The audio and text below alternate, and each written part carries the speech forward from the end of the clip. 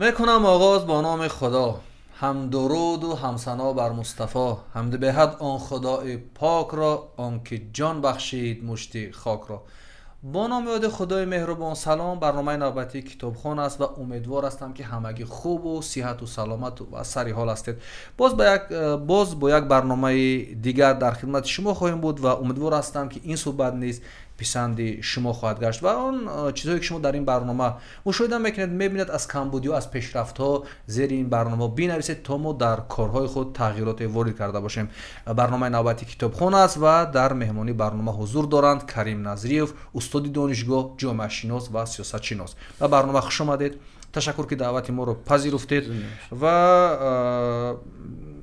چند جمله درباره خودتان بگویید که چه حال و احوال دارید و امروز زندگی را همچون یک عالم جوان در دوشنبه چگونه پس سر میکنید و چه مشکلی دارید و چه پیشرفت‌ها دارید؟ تشکر زیاد برای دعوت. خب ما همیشه در جستجو هستیم، در جستجو حقیقت‌های نو. خب البته رسالت دنیا همین است که باید ما در چیزی را یافته باشیم و می‌خاطر زندگی یک البته چیزی عادی که نیست، باید هر کس دنبال چیزی هست و همون فکر میکنم این همون حقیقت است که ما در دنبال اون هستیم. واقعا اگر بله ما هم چون در ساحه علم هستیم، هدف اساسی این جستجو حقیقت هست. گفته که در ساحه علم هستید، علم یعنی چی و برای چی؟ بله واقعا یک بحثی بسیار خوب است که علم چیست. همه ساله ما همه روزه در دنیای معاصر دانشگاه مختلف واقعا برای این میاندیشند که علم چی است. واقعا علم در جامعه های خودی، در جامعه های واقعا خوب غربی و جامعه های دیگر مثلا همین خیلی بررسی می شود که علم چی است. واقعا خب علم در واقع آگاهی است. بله آگاهی است و خب واقعا اینم با چه خیلی برداشت میکنیم. واقعا ممکن در دانشگاه مختلف هستند، اینستیتوهای مختلف، نهادهای مختلف هستند که همین به شکل مختلف هستند. ممکن در یکی از با آگاهی به فیزیک میرسد، یکی به شیمی میرسد، یکی ممکن توسط علم های اجتماعی میرسد، یکی توسط ادبیات میرسد و ممکن یکی توسط فلسفه میرسد. مختلف است ولی که در اصل باشد هم خود آگاهی است. یعنی شیوه های مختلف هستند برای رسیدن به آگاهی، ولی خود آگاهی باشد یک خب مطلق هست یک حقیقتی مطلق هست که باید با اون رسیده باشه. و علم با می خاطر علم یک چیزی هست که انسان ها رو آزاد میکند. بله از چی آزاد میکند؟ واقعا در این دنیا که ما واقعا حضور داریم احساس میکنیم که یک چیزی در یک داخل ماتریس هستیم، واقعا یک در چارچوب مخصوص هستیم. خب ممکن انسان ها تلاش میکنن با راههای مختلف، ممکن توسط گیدونیزم، توسط اوتیلیتاریسم یا راههای دیگر همین رو پس سر کنن، لیکن این احساس نکردن که راه اساسی رسیدن به همین خب آزادی این حقیقت است که تنها توسط علم همین با همه خود دست میدهد. یعنی راههای دیگر رسیدن به حقیقت وجود نداره، فقط تنها با بله واقعا خوب درست است. ممکن که بله انا راهی اساسی که هستن ممکن اگر که همین استاتوس دانش علمی را داشته باشن میتونن، وگرنه چیزای دیگری نمیتونن به این چیز رسیده باشن. مثلا ما در تاریخ واقعا چیزای مختلفی میبینیم که آدمای مختلف هستن که نتونستن به همین چیز برسن. وقتی انسان‌ها که چون در به همین حقیقت نمیرسن، دیگر یگان هدف خوب برای زندگی کردن در این دنیا ندارن. مثلا ما علما بسیار میدونیم که ممکن به البته اگر هم گفتم ممکن باشد که پس چون به همین چیز نرسیدن یا به خودکشی دست دادن حالتهای دیگر. چرا؟ چون که ما در زندگی دیگر یا هدف دیگر جستجو نداریم. یعنی برای چی با زندگی کنیم؟ ما دنبال چی هستیم واقعا؟ وقتی چون همین یافتن نمیتونن با راههای مختلف میرن. اصل علم هم همین است که باید ما به همین چیز رسیم. یعنی که گفتن در کور است که واریانت های دیگری که باید حقیقت برسه وجود نداره. بله تنها علم میتونه همین فونکسی داشته باشد. آیا علم معاصر واقعا همین توانایی دارد که به همین آگاهی رسیده باشیم؟ بله، لیکن در بعضی موارد ها میشن زیایانی مثلا پیدا میشن که در دنیای غرب به همین اندیشه‌اند که علم معاصر در بعضی موارد ها یک واسطه پرده‌پوش کردن حقیقت است. چرا؟ بله مثلا اگر که ما اهمیت داده باشیم یک واقعا علم معاصر یک تحولاتی کاملا اثر گذارنده است. اگر واقعا همین گفتم باشد، مثلا زمانی که این در اروپا همین میدونن که بیشتری که علم هایی که ایشان گرفتگن از دنیای شرق بود. این البته همش همین با همینم ببینید شما میگید که از دنیای شرق، ولی چون در آغاز برنامه شروع کردیم در برابر کلمه علم شما حتما از کلمه غرب یادآور شدید. یعنی وقتی امروز عالمان ما و مثل شما جوانان وقتی که من از چیزی میخوان صحبت کنن، حتما میگن علم غرب، علم هم غربی و شرقی میشده که باید این برای بشریت باشه. بله واقعا در اصل علم گفتن علم غربی و شرقی اشتباه است، یک خطای واقعا جدی است. ولی اون چیزی که با اسم علم جهانی در جهان پهن میشد در واقع علم غربی است. چرا؟ بله انا با ما نقش نداشتیم در علم بله غربی. واقعا انا واقعا در گفتن در کار است که در دنیا گذشته واقعا و زمانی که اروپا یک دوره را میگذرون واقعا در یک بحران خیلی کلان اجتماعی اقتصادی بود مثلا بله در عهد مثلا میگیم عصرهای میانه چیزی که از این دنیا گرفتن توسط مثلا اسپانیا رفت همه علمی که جهانی اگر که شرق جهانی اسلام و رفت به دنیای اروپا و بعد به لاتین ترجمه کردن رفتن و اینجا خصوصیت اساسی داشت که در علمی که از جهانی شرق رفت دو حالت بود، یک فیزیک داشت و متافیزیک. بله فیزیکا بود. البته در علمی که در دنیای اسلام بود این تئولوژی را جداش نمی‌کردن، یعنی که تئولوژی جزء علم بود. بله اون چیزی که واسطه رسیدن به حقیقت تنها امپیریکی نبودن، یعنی که وزیر ما متاسفانه ما می‌بینیم که میگن علم چیزی است که وقت توسط تجربه اثبات می‌شود، در چیزی که امپیریکی اثبات نشود پس وای ساینس نیست. بله ساینس واقعا شما با فکر قبول دارید این فکر رو؟ نه واقعا این یک اشتباه، مثلا همه چیز تجربه کی نمی‌شود. چی مثلا یا که مثلا حوزه میگن که در سیاره‌های دیگر حیات وجود داره، واقعا تجربهش کرده خوب که نه، یا که هدف دیگر مثال که چارلز داروین میگن که انسان محصول اِوولوسیا هست، خب واقعا تجربه شدگی است نه، ولی لیکن علم موسی هم قبول داره. و میخوام من میخوام در جک روشنی کامل اندازم وقتی واقعا همین چیز با دنیایی که اروپا که وارد شد همین مسئله گفتن که ما ذره با متافیزیک نداریم، یعنی که یک میزی چهارپایه کردن سه پایه. بله اون طرف متافیزیک که بریدن تنها گفتن برای من فیزیکا کفایه است. بله خب فیزیکا که کفایه که باشه دیگر این انسان‌ها تنها دنبال همون چیزا هستن که فیزیکی ان، یعنی بله واقعی ان میبینید دیدن میشه بله یعنی که همون با اسلام میگن امپیریکی ان.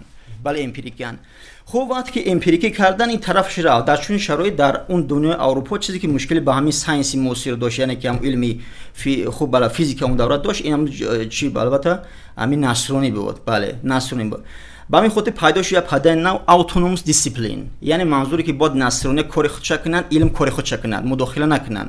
کجایی که اونجا که مثلا اختلاف داریم باید که صبر کنیم. بله و میدونه که طبیعی صدفویی که نصرانی که جزء تئولوژی متافیزیک است که دیگر که ساینس صدفوی اختلاف پیدا میشه. ولی خب کجایی که ما اختلاف داریم صبر کنیم، کجایی که ما قرابت داریم به حرف بزنیم. ولی این دوام نکردن. بعد در عصرهای مثلا 18 19 این طرف دوره البته بعدی معارف این طرف دیگر مثلا مرد. بله با همین خاطر موندین. با همین خاطر اینجا جداش کردن گفتن که علم یعنی ساینس. بله با همین خاطر ساینس میگن علم و علم های دیگه که مثلا جامعه شناسی هستن، مثلا سیاست شناسی و دیگرها اینا نامشون کردن علم های اجتماعی که سوشال ساینس. بله خب البته دیده باشه که در اون دنیایی که نصرانی اروپا میگفتن که خب بله انسان محصول خلقی مخصوص است، درست است. بله مثلا خلق شدگی است. بله. لیکن از این دوره که اومدن خب البته از همون حرف ارسطو است که میگفت انسان ماهیتاً جاندار سیاسی است. بله البته جاندار سیاسی است. در این دوره اومدن پیداش به نام جاندار اجتماعی یا که سوشال انیمال. بله اون که الان ببینید یک تحول کلام شد. اون چیزی که در نصرانی میگه که انسان محصول آفرینش مخصوص است، در اینجا میگه نه این انسان خودش از جاندار اجتماعی است. بله پیدا شد. و همین خاطر انا که جاندار اجتماعی باشه همون گونه که تجربه رو در یک انا جاندارهای دیگر میکنیم انسان هم همون خیلی میشناسه میبینه. و همین خاطر اگر توجه کرده باشیم اینا ما میبینیم در مثلا توماس هوبز میگه که انسان گرگ انسان است. بله یک آدامس میگه انسان ماهیتاً حیوان اقتصادی است. بله خب انا این دیگر که تعلیمات داروین با تقویت بخشید گفت که واقعا انسان یک محصول خب آفرینش مخصوص باقی اِوولوسیا است. چه مثال مثلا خب ماهیا شدن درست قبل از ماهیا خارداران که بودند، بعدی که ماهیا اومدن خب شدن آبخاکی ها، بعد آبخاکی ها شدن خزنده ها، بعد خزنده شد پرنده، بعد پرنده شیرخور، بعد شیرخور شد انسان. بله انسان. بله لیکن انا که تماشا کنید که در همین چیز واقعا ما میبینیم امپیریزم مثلا چه خیلی از آبخاکی خزنده میشود، یعنی هیچ کس تجربه نکرده است واقعا. چیزی که نظریه میگن. بله اصلا در شکل نظریه هم نیست، هیپوتزه، چیزی که واقعا اثبات نشده است، یعنی هیپوتزه مخصوصی مثلا. لیکن چیکار کنیم که وجود انا یک چیزی که وجود دارد انا حکمرانی علم. بله خب انا همین چیزی که هستن و در دانشگاه مختلف و مخصوصا در شرایط وطنی هم همین چیز تدریس میشود. درست است. واقعا مثلا ما بیولوژی را میخونیم به چه در دیگر نمیتونیم. ما اگر کم ارادم گیریم میگن چخیل مثلا از نگاه امپیریکی ساینس میگه که ما ضرورت به تجربه داریم، لیکن چخیل از آبخاکی مثلا خزنده میشه. چه خیلی از خزنده ها مثلا پرنده ها میشوند، همین ضربه به یک چیزی مخصوص دارد. لیکن از این دیدگاه اینو بررسی نمیکنیم. یک مثلا خب در رابطه دیگر گفتن هست که خب در اون دوره‌ای که مثال گفتن که در نصرانیت بود که تئوسنتریسم یعنی خودمحوری، در این دوره بعدی که شد دیگر که به قول امانسیپاسیون با وجود اومد. امانسیپاسیون اساس از اصل 14 این جانب اومد یا مفهوم به اون امانسیپاسیون پدیده که باید که ادیان دین ها باید به دنیا دیگر مداخله نکنن. از این پیدا شد پدیده سکولاریسم. سکولاریسم همین بود که باید که یگام تعلیماتی که مثلا ساینس معاصر غرض دینی نداشته باشد، باید مثلا یگام نگیرد یگام چی از اینجا.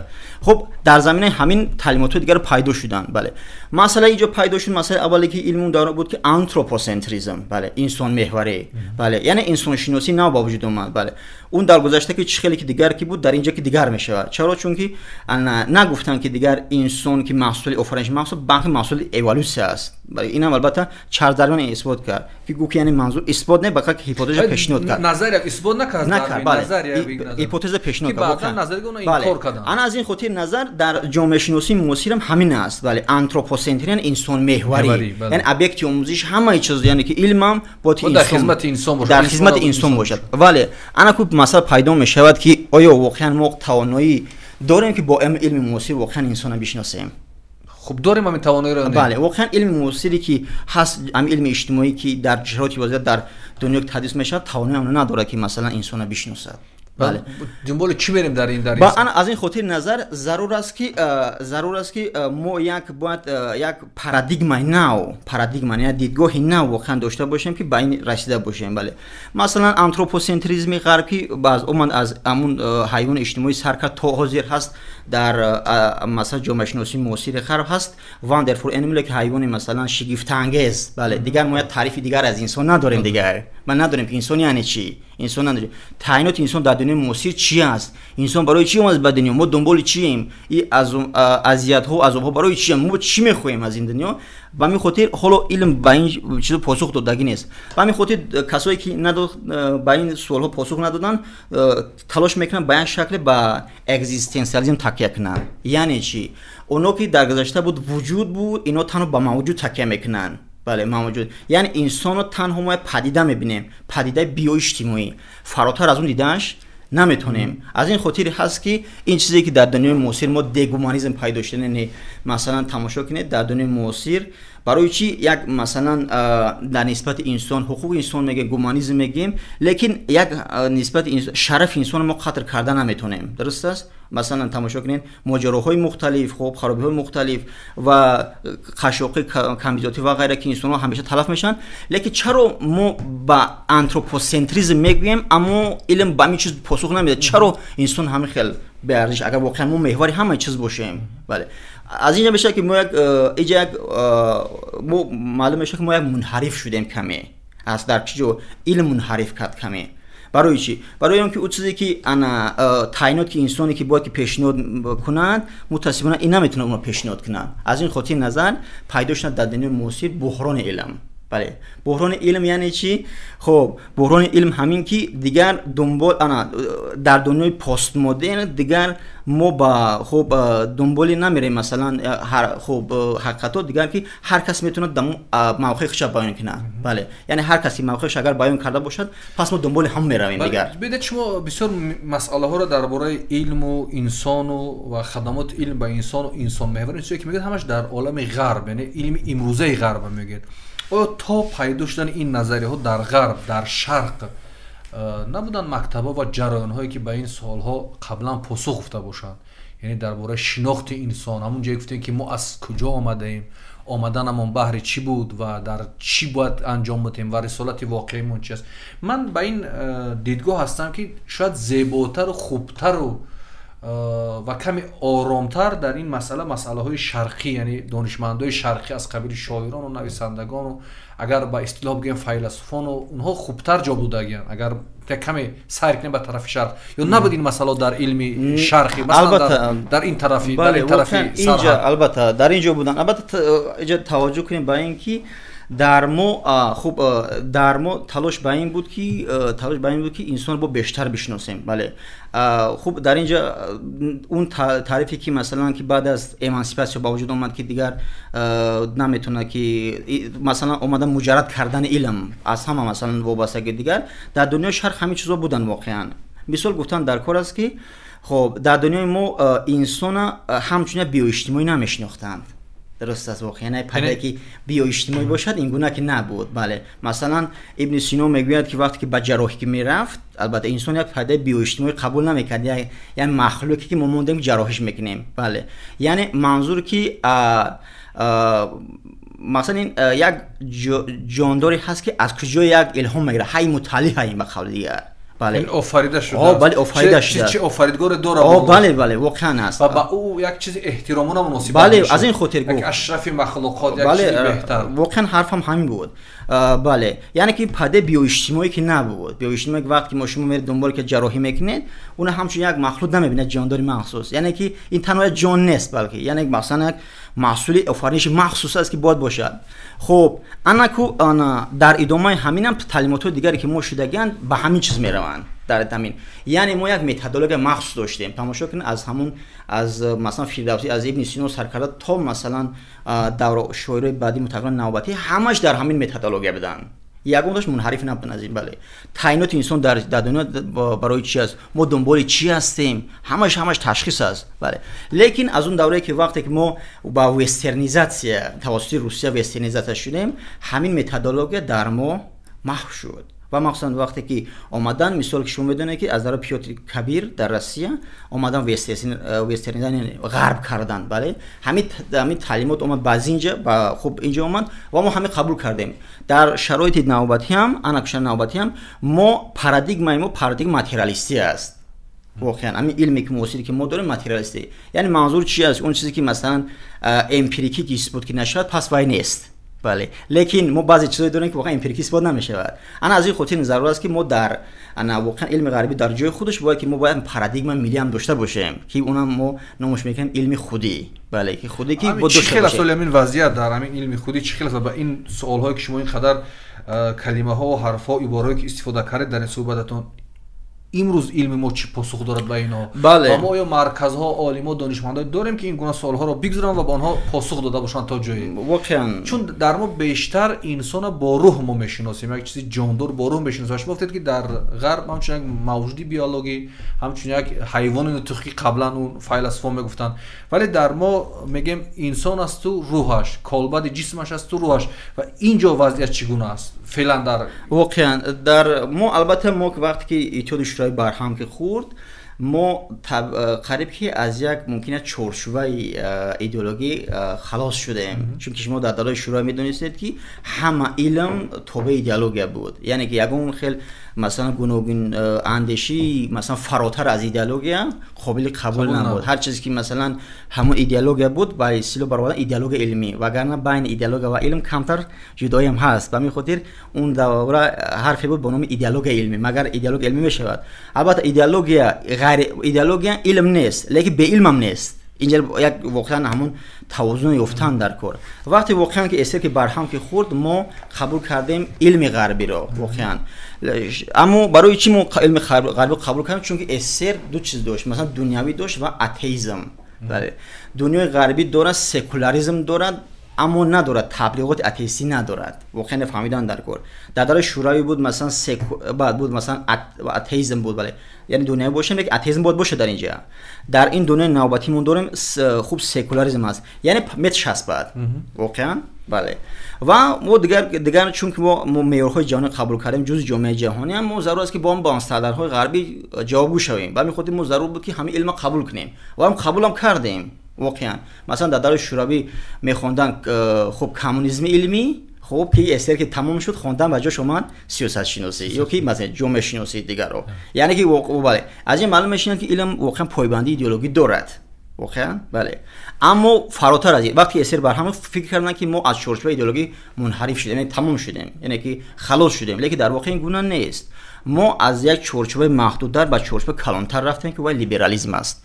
ولی آیا واقعا ما دیدن میتونیم همین لیبرالیسمی که در دنیای معاصر در علم معاصر چارچوب دارد؟ یعنی ما امروز در ماتریسه لیبرالیسم هستیم، علم ما در ماتریسه لیبرالیسم. یعنی تاجیکستان این تاجیکستان هم جامعه پاس شوروی، یعنی پس شوروی همش در این است. خیلی مثلا به نزدیکی مثلا روسیه از سیستم بالون دست کشید، درست؟ از سیستم بالون دست کشیدن این از علم غربی دست کشیدن ندارد. آیا روسیه علم خودی را دارد؟ ندارد. پس چون ندارد شما وابسته اید. این دیگه علم نیست.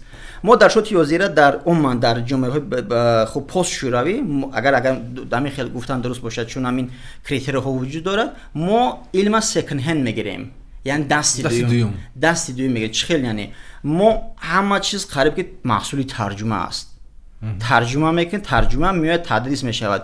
این با واقعیت‌های ما موافقت میکنن نمیکنن این بحث دیگر است. یعنی باید باشد همین. بله.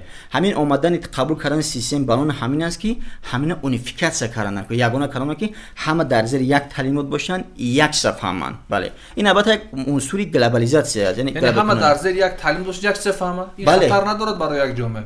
البته باشه. یا که مثلا علم با فرق میکند از گوناگون اندیشه که در جامعه.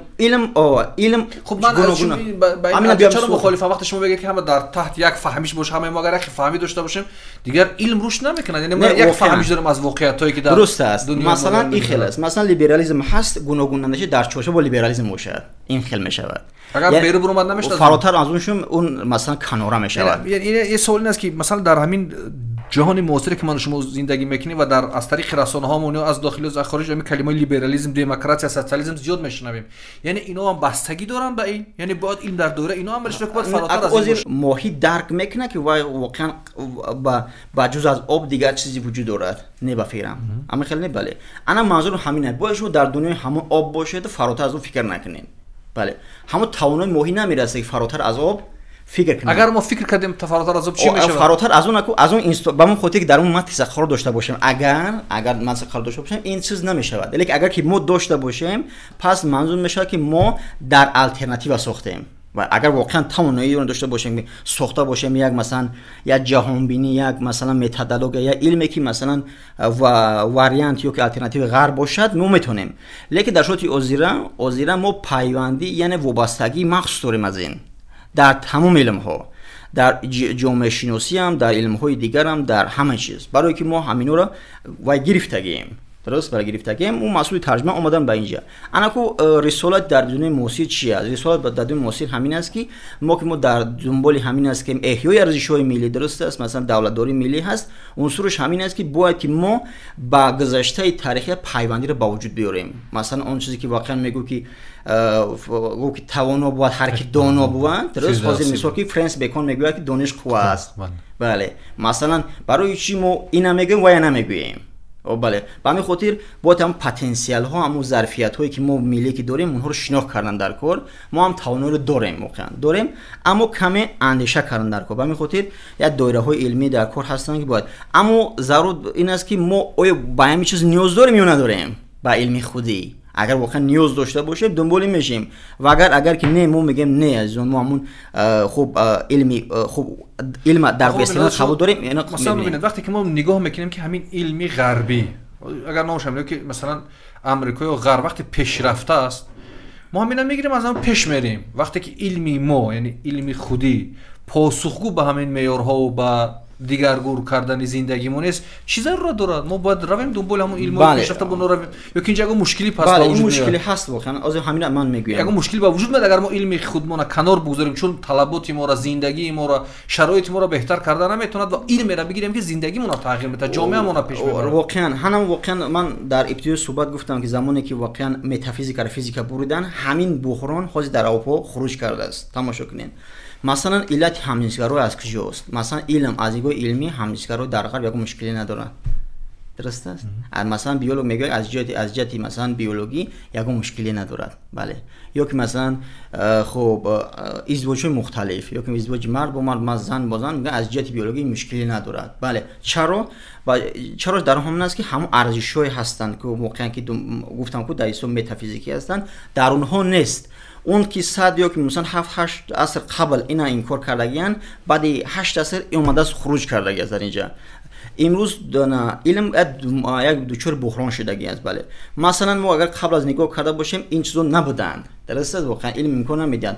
مثلا اگر دنبال علم ساینس رویم ممکن با کدام میگم میور با کدام میور مثلا میگه که همینجوری چیز است، مثلا جایزه مثلا جایز نیست، مثلا جایز نیست میذاره. ما میگه با میور اخلاقی، درست؟ بله با میور اخلاق میگم همینجوری درست نیست. اونو اخلاق هم علم قبول نمیکنه. بعد مثلا اونو اخلاق این قبول نیست. مثلا با می خود پیدا شده امورالیسم مرال میگیم، مثلا اخلاق میگیم، در غرب میگه که ما اخلاق با اون شکلی که شرقیانه فهمیش دارن قبول نیست. مثال درست است واقعا. به همین خاطر انا کو پیدا شد، واقعا پیدا شد. آیا واقعا تماشا کنید اگر پیدا شدن همین گونه پدیده‌هایی که نو در دنیای پست مدرن این بحران تمدن نیست، مگر بحران تمدن است. علمی که واقعا ما رو با کلاپس میبرد، واقعا انسانسوز شده میتونه در واقع. نه فکر میکنم نه. و اون چیزی که در گذشته بود خوب با وجود اومده است. مثلا چند سال پیش بودن که برای چی میگن در اروپا ازدواج کم است، مثلا تولد کم است، یا نظام خانواده شکست است. بله مثلا از بین رفت. بله مثال نیست. مثلا همین مسئله اویله شکستگی است. مثلا پیدا شده است پدیده‌های به معنی چایلد فری. بله چایلد فری. با خاطر چی؟ مثلا انسان‌ها دنبال همون گدونیسم هست، مثلا لذت‌گرایی هستن. مثلا برای چی بود همین کودک به دنیا بیاریم تربیتش کنیم؟ برای چی؟ کدوم ارزش داریم؟ برای که من میدونم که علم معاصر میگن از اون خودت مثلا یک وقت معین زندگی میکنی تمام دیگر. برای چی من عمر خودم برای صرف کنم برای کودک؟ و همین خود در اروپای معاصر پیدا شد چایلد فری چایلدهود، یا پیدا شد مثلا پدیده خودکشی که در علم اجتماعی بررسی میشه. یعنی شما بر نظرت که همون علم شو اینا با وجود آورد؟ بله این محصول علم است دیگر. یعنی علم اروپا چرا با وجود آورد؟ این علم با وجود آوردگی است. همین از درون علم است. همین واقعا فراتر از این نیست. مثلا میگه برای چی اروپا مثلا خب مشکلی مثلا دموگرافی داره، نسل نیست. خب نسل نیست مشکلی نه. ما مثلا مونیوای شدیم نه، واقعا مونیواش نه و ندارن همین چیزا. شما گفتید که علم در برابر پیشرفتش با خطر دارد که بزند به خود انسان. نه اون پیشرفت فهمیدن در کار. منظور من از پیشرفت همین تکنیک و تکنولوژیشون در نظر است. یعنی ما همیشه مفتونی قدرت و پیشرفت غرب هستیم از نگاه علمی، ولی ما باید یک اندیشه که از اندیشه شما برمی‌گردیم ما تنگر طرف دیگه هم باید ببینیم که این علمی که هست. خب بله حاضر بله واقعا مثلا تکنیک درست است. تکنیک برای چی است؟ سوال پیدا میشه تکنیک برای چی؟ خب برای انسان پیشرفت زندگیش خوب کردن واقعا برای همین. خب وسیله است وسیله برای زندگی، وسیله برای خوشبختی واقعا، لیکن وسیله است هدف کی نیست. درست است؟ این همین تکنیک وسیله است. بله این البته ممکن است که اونم فیزیکا بود پیشرفت کردن، اما ما نتیجه را نگاه کنیم که چی شد. در واقع نتیجه را بررسی کنیم چی شد. مثلا ما حضور مشکلی پیدا شده است و این که همین هم تکنیک هم پاسخگوی هم شده و نمیتونه. درسته؟ پاسخ نیازهای خوشبخش دیگه نمیتونه دیگه. باز چی فراتر میخوان بله فراتر میخوان که همین هم نمیتونه با پاسخگوی باشن. از این خاطر یک بحران شده سیستموی. وقتی بحران خصوص سیستم کسب میکنن دیگر هم با انسان مثلا تاثیر میکنن، هم با جامعه هم با سیاست و دولت. واقعا اینم حرفی خیلی کلان است. یعنی همون مثال شما که اگر ماهی فراتر از آب فکر کنه بحران با وجود میاد. نه اگر بتواند فکر کنه بله اگر تواند واقعا. منظوری من درباره امین باید یک مشخص کنیم برای بیننده درباره لیبرالیسم دموکراسی استالیسم گپ زدیم و بیشتر از این شما درباره لیبرالیسم گپ زدید برای علم. ما در جهان داریم امروز به مثل خیتای که یک جامعه نیمه کمونیستی خلقی و داریم مثلا در ایران جمهوری اسلامی ایران. خب وقتی این نظام ها هم با علم سر و کار دارن و پیشرفت‌های علمی هم دارن، یعنی میتونیم بگیم که اگر ما دست به علم بزنیم اگر ایدئولوژی هم دیگه باشه هیچ مشکلی ندارد. اون ایدئولوژی میتونه بعضی ارزش‌ها را باز دارد در علم. یکی فرق ندارد با فکر شما. خب این خطای پیشرفت داشت، نه لیبرالیسم هم نیست، دموکراسی هم نیست، یعنی نیمه کمونیستی است. خب بازم ما خطای میگیریم واقعا خطای چی است؟ خطای واقعا محصول کانورجنسی است. یعنی نیمی از لیبرالیسم رو با نیمی سوسیالیسم آمیخته کردگان واقعا آوردن یک سیستم نو واقعا. لیکن در خطای یک ساز خودش است، حرفش و فرهنگش. حرف و فرهنگ دیگه چیز است. مثلا اینو خطای در طول سالها هم لیبرالیزاسیون شده است هم وسترنیزاسیون شده است. یعنی همون چیزی که مثلا حاضر مثلا کنفوسی که خطای اگر بگیم جوانی معاصر خطای واقعا همون نمونه کنفوسی باشه نیست. ولی واقعا اگر واقعا جوان موسیقی خدای اگر که همون واقعا کنفوسی باشد ما قبول، لیکن متاسفانه نیستین. چرا؟ چون که همون وسترنیزاسیون است. چون برای کنفوسی همین تعلیماتی که در خدای موسیقی حکمران است با لیبرالیسم مقابل کرده نمیتونن. بله نمیتونن. بله چرا؟ چون که اون جایهایی که ضعیفی که دارد اون رو شسته میبرد. لیکن پیشرفت تنها مثلا اگر ما تماشا کنیم، ما پیشرفت تنها چی میدونیم؟ پیشرفت ما در عنصری خوب ممکن که ماتریالی میبینیم، تلفن و کامپیوتر میبینیم، هواپیما و راکت میبینیم. لیکن وسیله‌اند آیا که انسان واقعا در این دنیا که هست آرام هست؟ گپ در این است واقعا. یعنی شما فکر میکنید که هدف نهایی انسان رسیدن به آرامش کامل است. همین آرامش که باشد ما رسیدیم. همین وگرنه ما برای چی دنبال تلفن دنبال ماشینیم؟ برای آرامش. وگرنه ما اگر همین چیزی که باشد با انسان درباره خودش میاندیشد. شما فکر میکنید که کدام راهها بهتر است رسیدن بله این آرامش همین است که انسان ها شرایط فراهم شود که انسان درباره خودش فکر کنند. آیا من واقعا درباره خودم فکر کردم میتونم؟ آیا واقعا اندیشه من درباره خودی اندیشه؟ خب اروپا خیلی از فیلسوفان زیاد داره که در این باره فکر میکنن، می اندیشه نظر میتین. نه درست است. آیا واقعا تماشا مثلا استیو هاکینگ، بله استیو هاکینگ میگه که خب انا دنیا از چی پیدا شده؟ همون مثلا چاله سیاه مثلا ترکیش بزرگ. واقعا آیا ما در ترکیش بزرگ یکم عامل میبینیم؟ استیو هاکینگ واقعا نمیدید. بله درست شو وقتی میگوید که انا خوب ماتر پیدا شد، خوب زمان پیدا میشه، یا که مثلا زمان قبل از ماتر وجود نداشت. بله این سوالات هستن که جواب بدید. آیا همین خیر که فکر میکن آیا فراتر از فکر خودش اون فکر داشت که همین فکر من خطا است؟ نه. بله همین خاطر ضرور است که ما علمی حضوری و حصولی داشته باشیم. در این اندیشه‌ای که من میکنم با فراتر از این دیدم میتونم عمل کردی من میکنم، در همین عمل کردم من تفکر دارم، یا که من همین فکری عادی که میکنم در بالای یگان فکری دارم یا ندارم. از این خاطر بله از این خاطر ایدئولوژی میتونه مساعدت کننده باشد اگر که وکتوری حرکت درست نشون دهد، هدف راست باشد علم میرسد. اگر ایدئولوژی تنها برای مانیپولاسیون باشد هدف راست نیست. وای وکتور نشون دادن ایدئولوژی به علم نیست، یکی صرف علم نیست. بله من علمی داره، هدف همین است که همون ساند روز من کردن در طور که ما با خطر است. نظرتون گفتنی است که همین ایدئولوژی که در غرب الان حکم فرما است در بعضی از مسائل های اخلاقی شکست خورده به نظر میرسد. یعنی اونا همون وکتور همون چی میگن سمت حرکت درست نشون دادن نتوانستن. خب واقعا در جنبه انسانی در دچار بحران شدن. واقعا در شوت یوزیرا همین هم دیدن میشه مثلا لیبرالیسم میگن واقعا خب حاضر بله قابل به همین است که مثلا یا که اونخشون به همون لیبرالیسم واقعی که میفتن هنوز نرسیدن. یعنی لیبرالیسم که به همون معنای لیبرالیسم باشد با اون عمل نکردن، شاید از اون فراتر رفتن و جای را نمیدونم مشکل کردن. همون که در ما میگن به کمونیسم واقعی نرسیدن یا از راه همون کمونیسم منحرف شدن، یا که چون که در جامعه ما دموکرات هم عنصرهای دموکراتیک کار نمیکنند، یا که در جایی که سوسیالیسم شاید در ایدئولوژی خطاگینی و در خود انسان ها باشه چه پیاده میکنن. نه لیبرالیسم واقعا لیبرالیسم در واقع چیه؟ لیبرالیسم انا خب مثلا منظورش لیزفریزم، یعنی مثلا لیزفریزم هم مثلا است که خب همه کار جایز است، اون چیزی که قانون من نکرده است. همه کار جایز است بجز اون چیزی که قانون من نکرده است. بله قانون من نکرد. مثلا در اروپا چندین چیزایی که قانون من نکرده است. بله چرا اینا من نکرده است؟ به خاطری که انسان توسطی و همون آرامش برسد.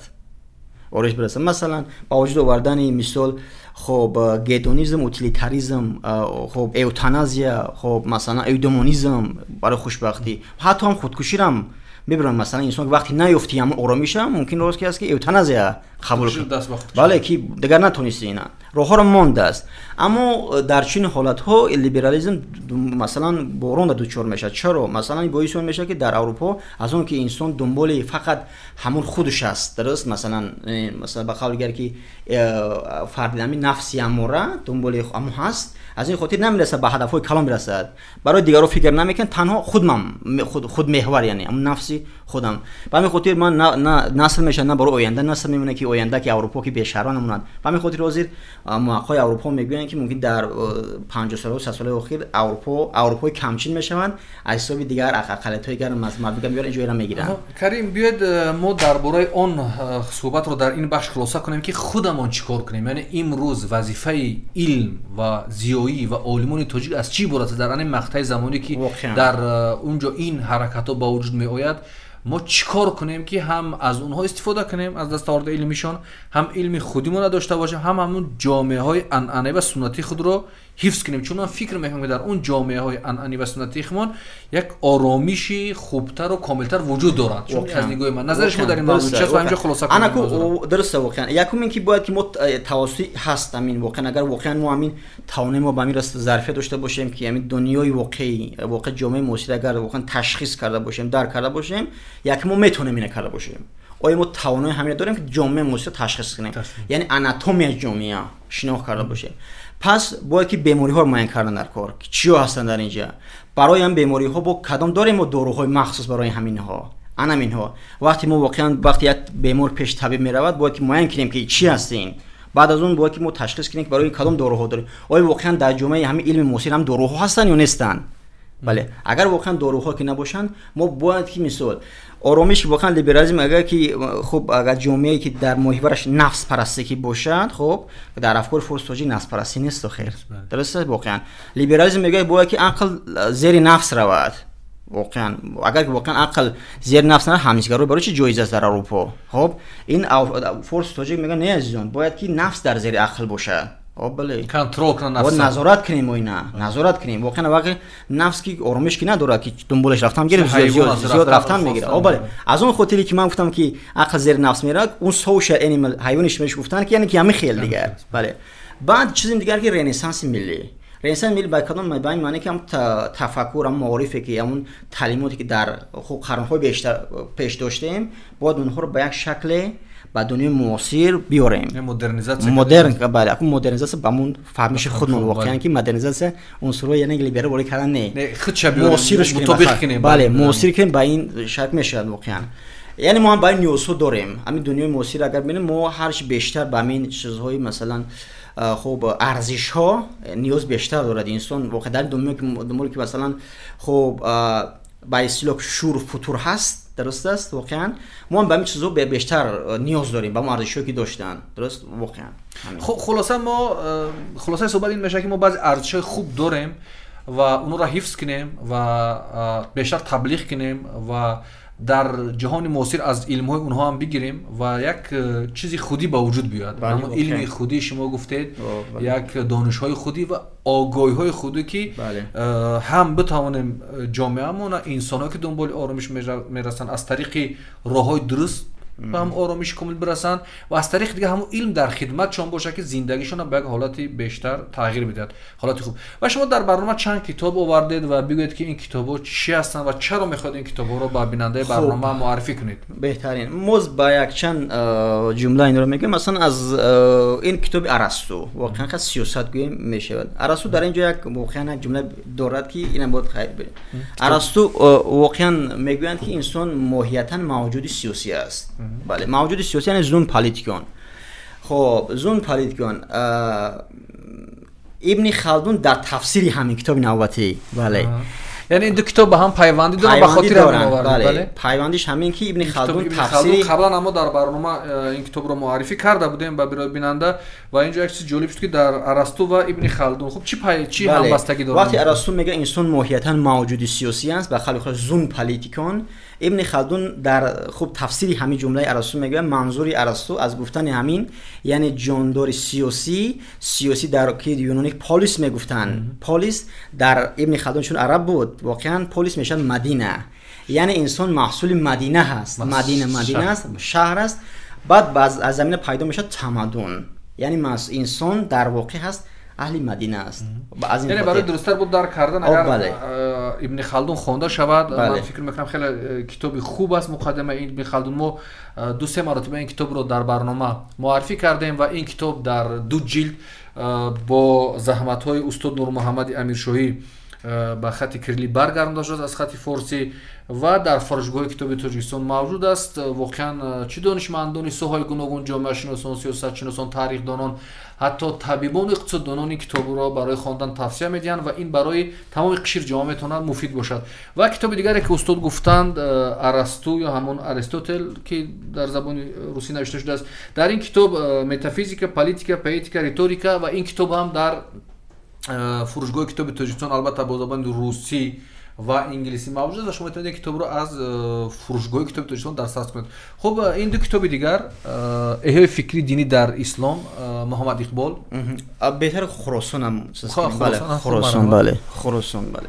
خب انا خراسانی محمدجان شکوری یک واقعا یک کتابی هست که برای جوانی بله تاجیک واقعا کسایی که در دانشگاه ها مثلا دنبال دانشن در مکتب های انا خب میانه هستن و مثلا برای دانشجویان کسایی که هستن. خب در شرایط امروزه ما در دنبال عینیت هستیم، ما خودشناسی ملی هستیم.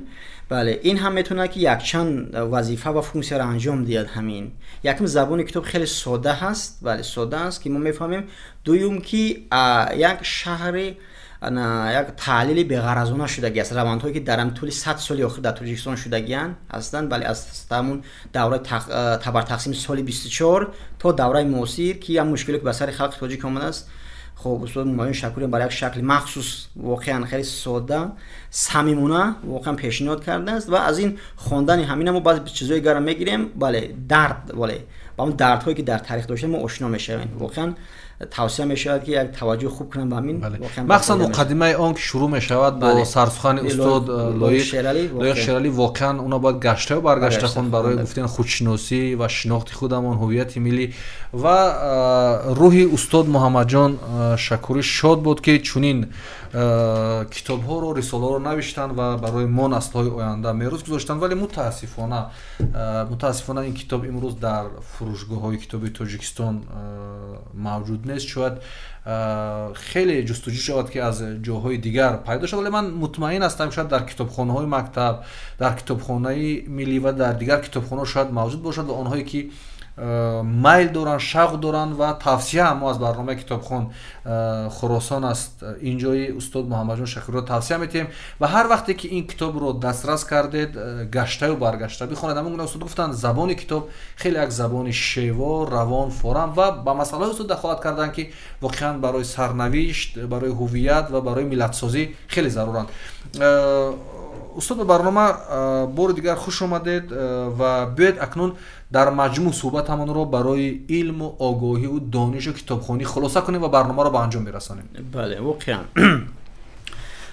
در این دنیایی که واقعا ما حیات به سر میبریم، بله یک سوال واقعا باید داشته باشیم به خود که ما دنبال چی هستیم. بله دنبال چی هستیم در سطح مختلف، در سطح عامیانه، خب در سطح عالمانه و سطح عاقلانه هم واقعا همین رو بررسی کنیم که ما دنبال چی هستیم. بله دنبال چی هستیم و ما همین رو گفتنی هستیم که انسان‌ها در اینجا یک چیز میجویند، همون حقیقت است.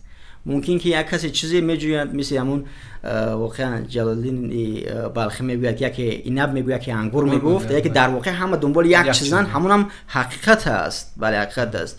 به همین خاطر تنها اون چیزی که ما رو به حقیقت میرساند علم است و علم توسط کتاب، یعنی توسط باز هم برمیگرده به کتاب. کتاب مثلا بله واقعا به همون کسی که دنبال همین است رسانده میشد. از این خاطر بله دنیایی که اومدگی هم دنیای مثلا ساده که نیست، ساده نیستم، ما هم تصادفی هم نیستیم در این دنیا، تصادفی که نیستیم. هدف اومدیم که همه حقیقت بشناسیم. واقعا همین قدر رسالت داریم. سلامت باشید و واقعا خلاصه برنامه هم جالب شد که ما از علم شروع کردیم و گفتیم علم هدفش این است که به آگاهی برسیم، آگاهی این است که ما را به آرامش برساند و آرامش این است که ما به حقیقت ها درک کنیم که سبب آمدنمان برای به این دنیا چی بود و گفتیم که همه اینها از کجا باز گرفته می شود؟ از کتاب. و بار دیگر توصیه ما این است که چه از طریق کتاب های الکترونی، چه از اون کتاب هایی که امروز در فروشگاه کتاب هست دنبال این کتاب ها برویم، ورق بزنیم و به حقیقت ها و آگاهی ها بیشتر دست پیدا کنیم و هر جامعه ای که به حقیقت های بیشتر، به آگاهی های بیشتر دست می‌یابد، اون جامعه پیشرفت می‌شود، قدرتمند می‌شود و یک جامعه می‌شود که дар он инсонҳо метавонанд инсонвор зиндагӣ кунанд. ин барномаи китобхон буд. То барномаҳои оянда дар ҳифзу паноҳи худо бошед. худо ёру ёваратон.